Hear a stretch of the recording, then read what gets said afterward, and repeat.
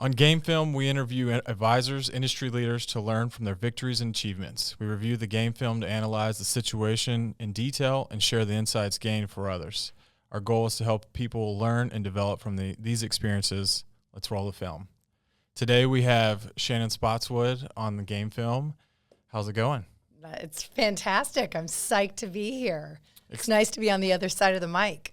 It is interesting to be on the other side where I'm used to being prepared for questions, and now I get to do the questioning. So it'll be a fun adventure. Absolutely. Let's roll. So to kick it off, the question I always like to propose is, what would be your walkout or come out song if you were playing a sport or coming to stage, whatever it would be? Well, this is a favorite question of mine, and I've had the opportunity to actually play my walk-on song. I have to, in my heart of hearts, I love AC/DC, Thunderstruck. Even, Good now, song. It's clearly got a Roll Tide component to it, and there's something special about the 80s and hard rock and heavy metal and AC/DC. There's no one better, but my walk-on song. I got to roll with Coolio. Well, and I would say that you're the first person that actually plays it is what's even better. So heck yeah, it's the best question ever. And I'll tell you, it was so fun. I asked my kids, hey, what's your walk-on song? And they're all now thinking oh, that's a great question. No one's ever asked me, what's my walk-on song? But there is nothing more fun than actually walking on to your walk-on song. Well, and you think about the song that gets you in that mood if you're trying to cheer up or you're about to go do something, you got a big presentation. Everyone has something, either an inner voice that they're saying to themselves or there's some song that they play to get them in that emotion or that feeling. And so I always think that it's such a good question to hear. And plus the 80s, there's so many wins. If it's Metallica, AC/DC, Talking Heads, you go down the list, there's so many great songs from that time period. Well, and you really could get lost. I mean, I graduated in 1989, so I am truly live the 80s decade, which is one of the greatest of music. So I have a lot, but I think it's always gonna be Fantastic Voyage. Come on, y'all, let's step inside. And that's a great one. All right, so the first one, to jump straight into Game Film, we always look back at an experience in life. If it's either an experience with a client at that time, you've got a unique background. So you've worked in a couple different facets of financial services. So you could pull from different things. You could pull from RFG. I have no prep to this, so I wanted to just propose a question. Let's look at a situation, a business decision, experience with it, and let's reflect back on that decision. This is it's incredibly humbling when you look through the lens of your career, and I've been very fortunate to have multiple chapters. I started in the business, always knew I wanted to work in finance. I started at a hedge fund that was really just one of the very first in San Francisco, and had a mentor there who was a female portfolio manager, which was unheard of at the time, and went from there to sleeping under my desk in an investment banking program at a firm called Volpe Brown Whalen, which focused on taking the first internet companies public. So I got to sit on the forefront of that, and then tacked into what was my dream job, which was running a long short equity hedge fund for 6 years, and stayed with that firm for a decade before I took a very hard pivot out of the industry and left, the tallest building at the time in San Francisco, and a very large team and a very large and successful hedge fund, and built a luxury children's clothing company in a garage, which is my chapter that predates RFG. And so when I think about my win, and I don't isolate it down into one specific encounter or one specific meeting or moment or opportunity to lead or to win. I really think about all of those pivot points. And what I'm most proud of in terms of accomplishment is really jumping, feet first into the deep end of the pool, in order to realize each one of those different chapters. And none of them at the time were the easy or obvious choice. Right. all of them required this counterintuitive thinking that was very anchored in living true to one of my principles, which is I know myself well enough that I have to be passionate about what I'm doing. Like, I'm not a phone it in type of person. Like, I've got to be all in, 110%, like really fired up about what I'm doing. Otherwise it won't hold my attention. And it just doesn't fit my personality. So I think that is my biggest win, is being willing to stare in the face of fear and pivot when I needed to pivot. And each one of those chapters has not only allowed me to deepen my skill set and tackle, new problems and learn and hone that ability to get comfortable being uncomfortable, but they've all combined really led me to this place that I'm immensely grateful for today, which is sitting in the seat as the president at RFG.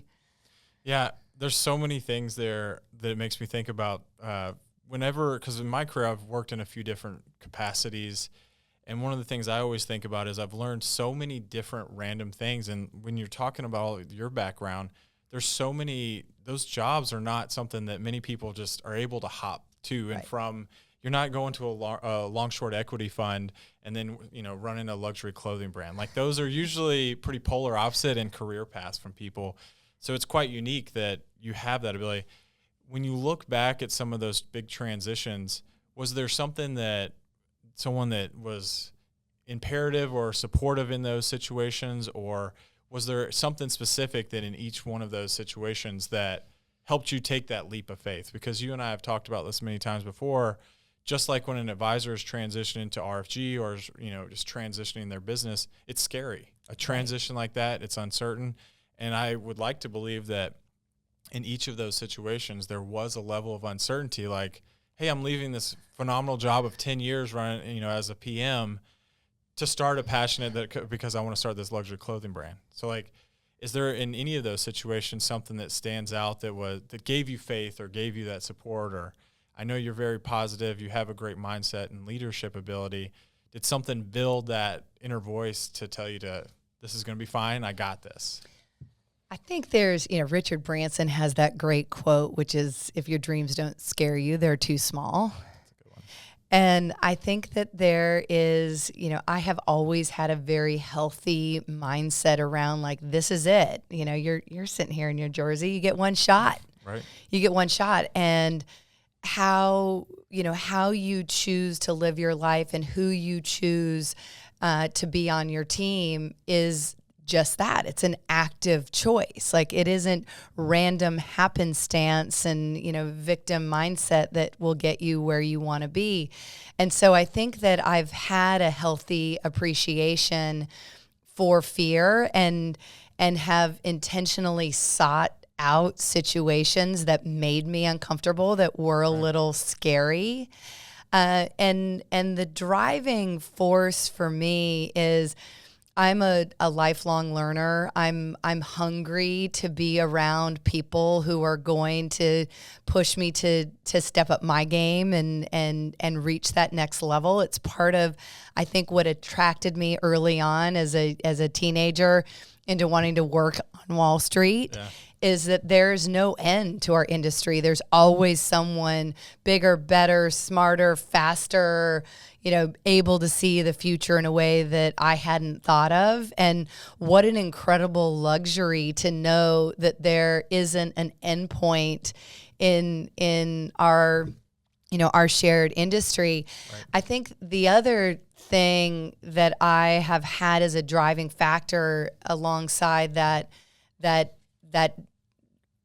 willingness to be uncomfortable is I love nothing more, and it is what ultimately led me to RFG. And as I was making that decision to join RFG and tack back into finance after the successful building of the luxury children's clothing company, was that intersection of talent and opportunity. I realized that was the one commonality between the two hedge funds I worked at and the investment bank and the luxury children's clothing company, was that intersectionality of talent and opportunity, and you build something bigger than yourself.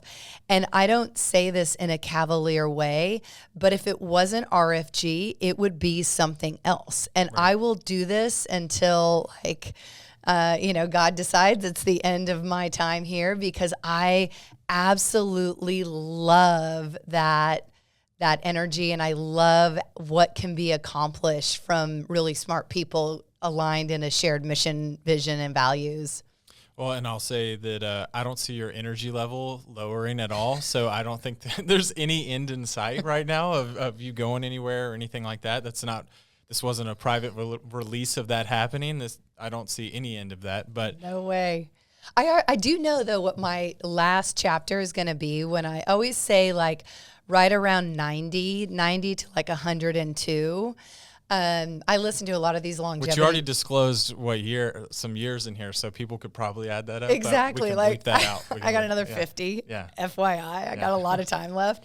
But I'm going to have a flower shop. That's going to be my last chapter. And I'm going to have a charitable aspect to it, where I want to be able to like give away beautiful flower arrangements to people who need them or can't afford them or want to do something special. That's going to be my last chapter. That's, and that, I feel like that should have been like a question I even had. What was the last chapter? And that's something I feel like I need to add now. But no, that's and it's interesting because it's, with so many of the different things, you'd think that you would stay in the industry of some sort. But I love the aspect that you feel comfortable, you have the confidence and self-confidence, of course, to jump into a new industry. And I think that's one of the things, why I love working here at RFG, is the fact that everything changes so frequently in our industry. Things are changing from a technology standpoint, legal standpoint, all of that. And I think that your background in different industries provides you such an expertise that you're able to manage a firm that is constantly evolving, constantly innovating, ideating on what's going to be the next thing. And so I really love just that leadership structure. And one thing I'll pull out of that is you've been a leader in all of those aspects.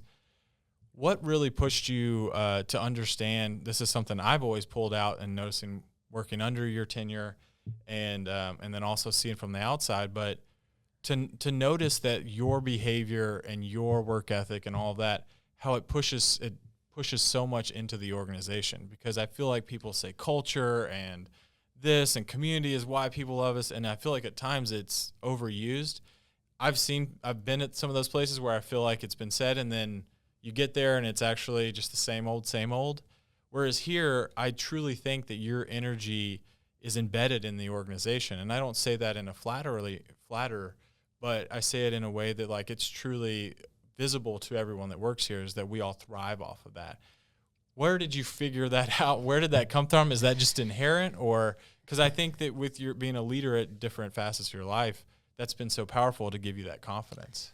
I made a decision a very long time ago. Like, we're talking in probably high school, that I was going to wake up every day, and my turn of phrase has always been, and be ruthlessly positive. Yeah. And it was going to be intentional, and I appreciated that it had a 24-hour expiration date on it.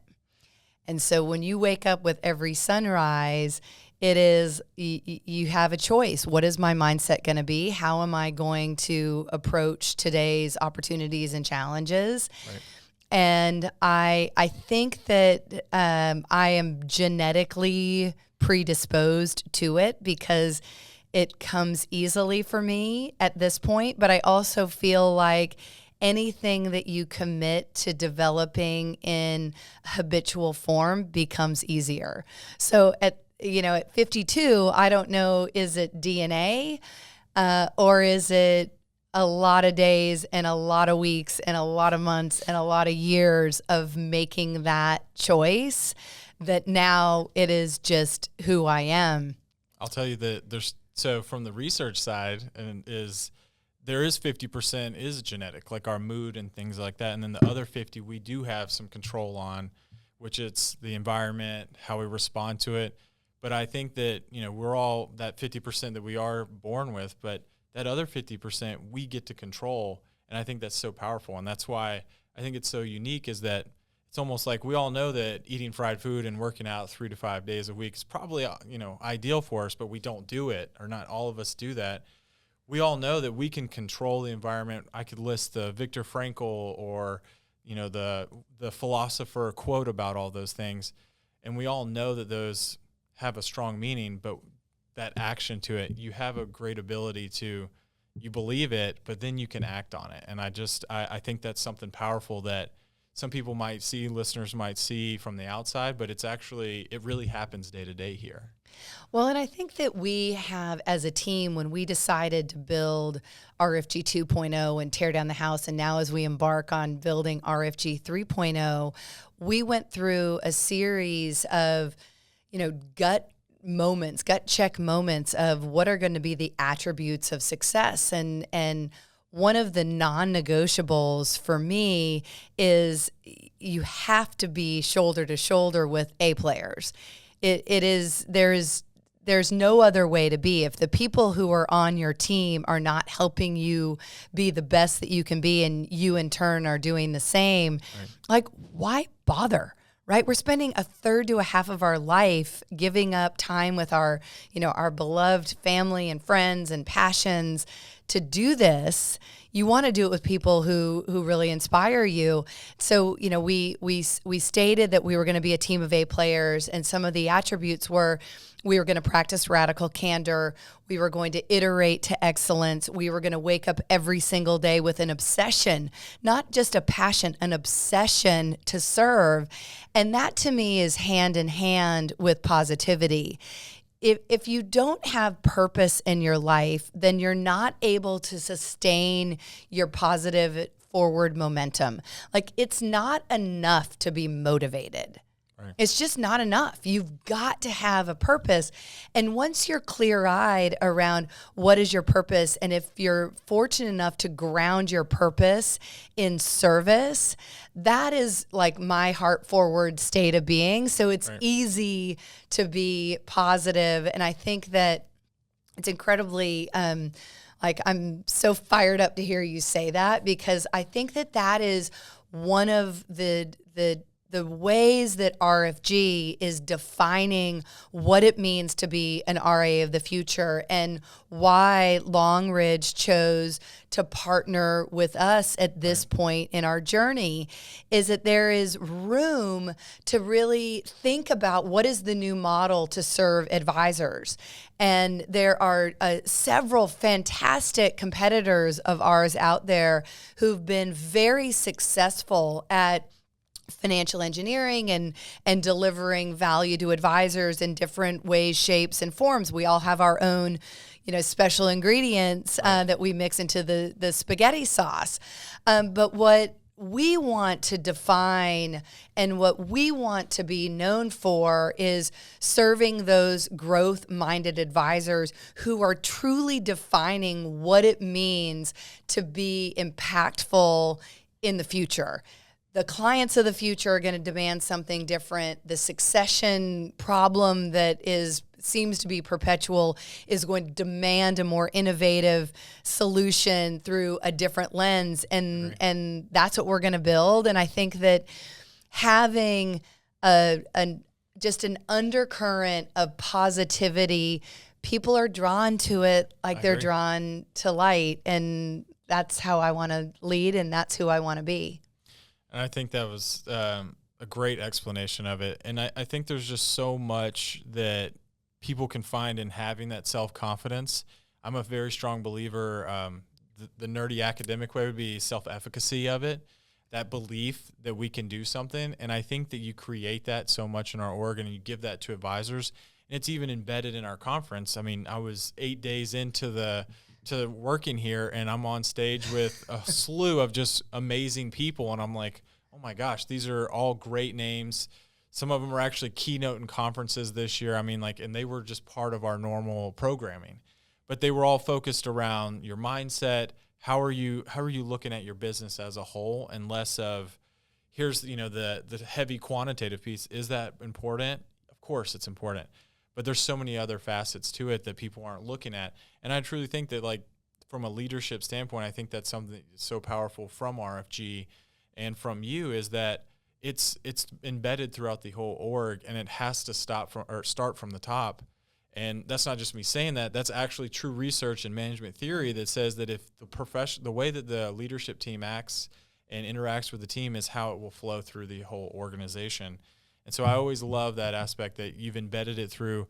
People that work on my team that have been here for a few years will even say, iterate to excellence. And I was like, oh, that's a great quote. And he was like, wow, so actually that was, Shannon has been saying that. And so I think that staying with that same message is so powerful for an org as a corporate side, but also advisors feed off of that. There's no greater time than right now to be an independent advisor, full stop. I mean, the amount of convergence of change factors at play is unprecedented. I mean, the fintech and how sophisticated. I mean, there's a reason why you're sitting across the table from me. I mean, defining that future state and the behavioral finance coming into play with all of this rich fintech meets this generational wealth transfer, meets this succession crisis, meets the fact that women are going to have so much more wealth than they've ever had before, is unlike any other moment in history. And what's so amazing and why I think that we're at, inning one of this incredible game that we're playing. Right. There's probably a better basketball analogy, like quarter one. This is not my strong suit. First quarter is that those advisors that have that mindset, and it really is all mindset. So those advisors that have that mindset, that are willing to accept the coaching and the support and the expertise that we can bring to them so that they can maximize their time growing the enterprise value of their firms and serving their clients, it is literally the cat's meow. Like, the world is your oyster. Right. Like, step up, because now is the time. And this is a trend that I think is going to last for the next 10 to 20 years. As all of the pieces move around the table. And what is so fascinating about the next gen investor is that they actually don't want to be experts in what we do.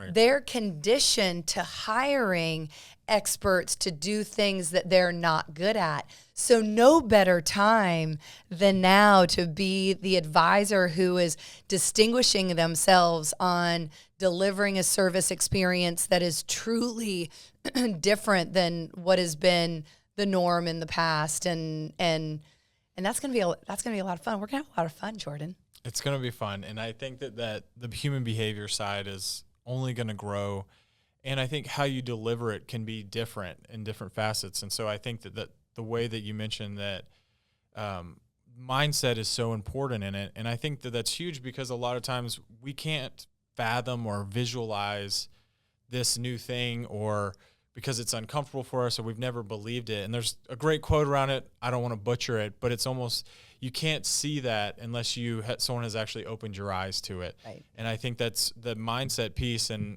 even our mutual friend, Steph Bogans, was speaking, and she was saying, I want you to feel uncomfortable with that goal. And I just would see, it's like, I want you to have these many days off, or I want you to set this goal, but I want you to feel uncomfortable. And like, that feeling even gives me a little bit of anxiety when I know what she's doing, but that there's so much there, because I think that the industry, we are in that first inning or the first quarter, first period, whatever sport you want to pick.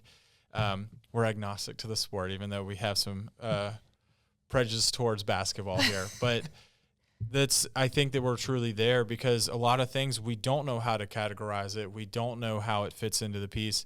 And we're building it, and I feel like that's a sign that we're at that edge, or we're on that cusp of things are really going to change and going to be different, but it's going to be different in a positive way. Yeah. And you mentioned the tech side of it, how that ties into that experience. I think that advisors and what we're building together as an org is it's going to even allow them to interact with more advisors. Right. I think that we're going to give them access. They're going to be able to interact with more clients, where traditional, you would think that you get 50 households and that's it. Whereas nowadays, I think with technology and the way we're building practice and the way that so much of that administrative task that took hours out of your day, now I think that it's going to be closer to 100 clients per advisor or more.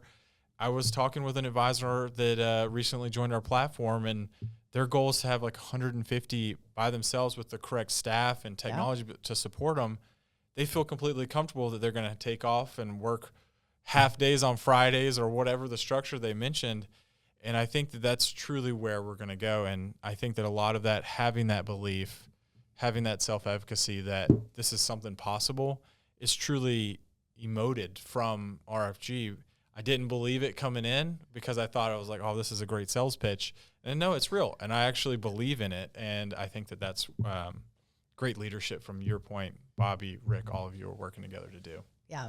Well, thank you for saying that. You know, Bobby and Rick and I have been incredibly fortunate to have, I think, a unique partnership where there's just different skill sets brought to the table, and when you mix them all together, that something special comes out the other end. Well, I have a couple questions, okay. So I'll transition and actually have one additional one that I'll throw out there quickly before I get to our closing question. But do you have an idea what the name of that flower or that of your future company would be when you're 90? You said. Oh, the name of my flower shop? The flower shop. No, but that's a great challenge. Well, I immediately thought of that. So I've always wanted, maybe I'll just name it that. I've always dreamed of having an LLC called Hummingbird Enterprises. Okay. So maybe I'll name the flower shop Hummingbird Enterprises.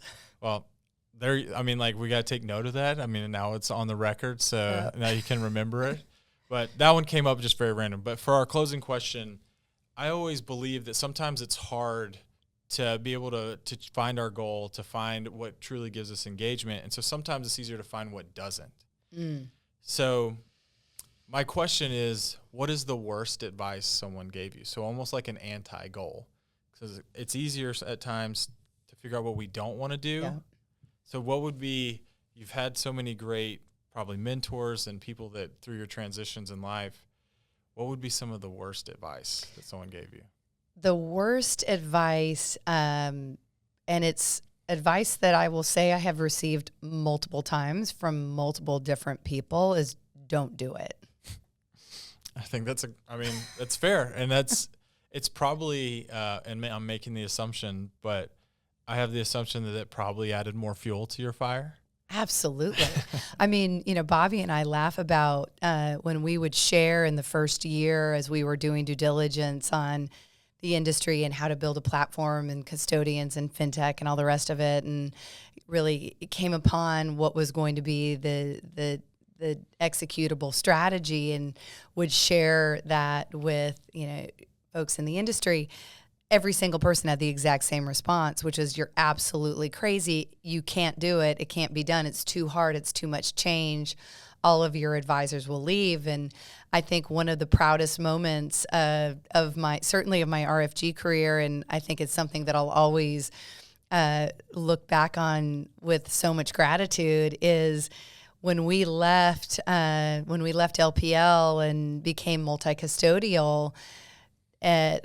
None of our advisors left, despite some very lucrative offers being put on the table for them. They chose instead to believe in the vision for the future and to take this journey into uncharted territory. And in hindsight, now I've had conversations and featured some of those advisors on our Disruption Blueprint podcast, and they will confess now, like, you have no idea how scared I was. And how much trust we had to place in you. So I think whether it was, early on in my career, or leaving Symphony to do children's clothing, or moving to Alabama, or partnering with Bobby to build RFG 2.0, is all of the people sitting on the sidelines that are saying, don't do it. It's too risky. You're crazy. Take a safer path, do something, do anything else. Right. And in a, probably a less positive way to interpret that advice is it's just their own reflection of their regret. Right. of not being willing to take, there's that great Buddhist saying, which is leap and a net will appear. And, that is true, but you have to be willing to leap. Yeah. I love that quote, and I actually did not know that one, and I am a quote fanatic, so that is a good one. And it makes me think, before I actually got another question, so I apologize, but fortune favors the bold. Yeah. And you have to be bold and you have to believe in it. So the final question, and I think this is more for our audience, but can you give us any skinny or lowdown of Long Ridge?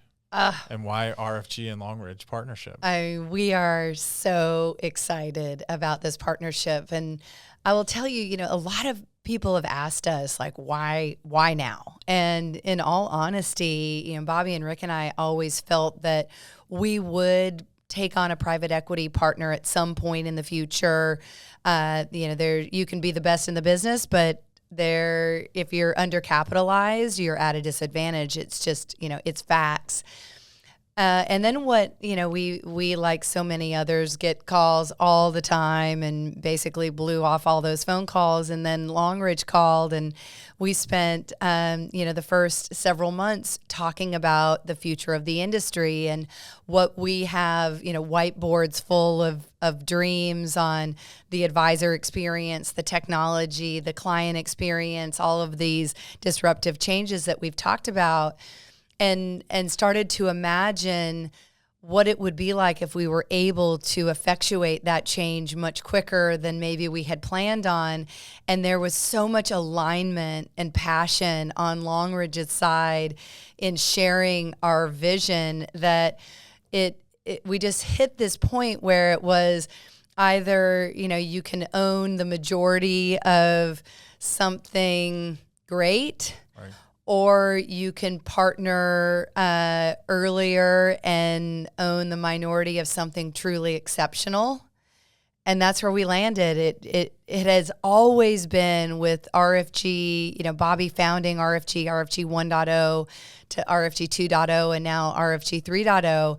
It has always been about being disruptive. It has been a ruthless commitment to, we are going to disrupt ourselves. We are going to choose innovation. We are going to choose growth.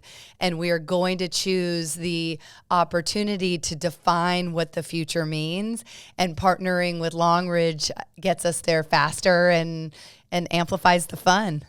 I love it. I have loved already working with them and look forward to more conversations with some of our board and with the team. I've loved every step of the way, and this is not my first time around private equity, and I cannot say that has been the prior experiences. So many times there's a lot of downs and a lot of ups, and this has been a pretty smooth process and been fun. So I'm excited. Knock on wood, but I'm excited too. And I think, so much of it is there's just a lot of white space in the industry to carve a new vision for these growth-minded advisors. And I think what's going to separate RFG, or at least distinguish us in the marketplace, is we don't want to serve everyone.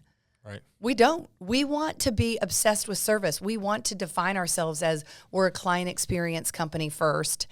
And in doing that, that means you have to have a client who's hungry for your partnership and wants to grow and wants to have an outsized impact on their clients' lives and wants to build intentionally enterprise value, not in their practice, in their firm.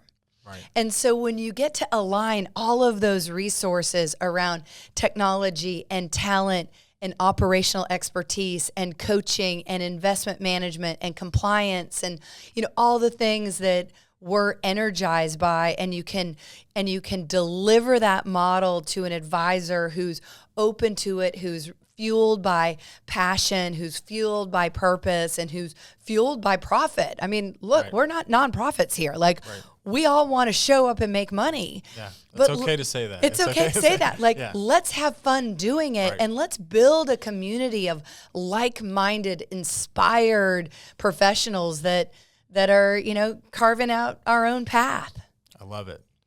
Well, thank you, Shannon. for being here, and thank you for joining me on the game film. Well, Jordan, thank you for creating a tremendous brand extension for Disruption Blueprint. I love being on this side of the mic, and I can't wait to see you might have to come back more all often. the episodes that you're going to create. It's a fantastic concept. We got a nice little list of guests, so we'll have to have you back after we've had it. And I think it's furthering our mission, which is peer-to-peer coaching. It is. There's so much embedded in the reflective piece of looking at your experiences, looking at your wins. I think that a lot of people think about you always have to be present or you have to be looking at the future where we're planning for, but there's so much value in learning from where have we been, what have others did, what have other successful leaders like yourself and people that we'll have on this podcast done, and where can we embed that in our current state or other people's current practice. So I loved having you. Awesome.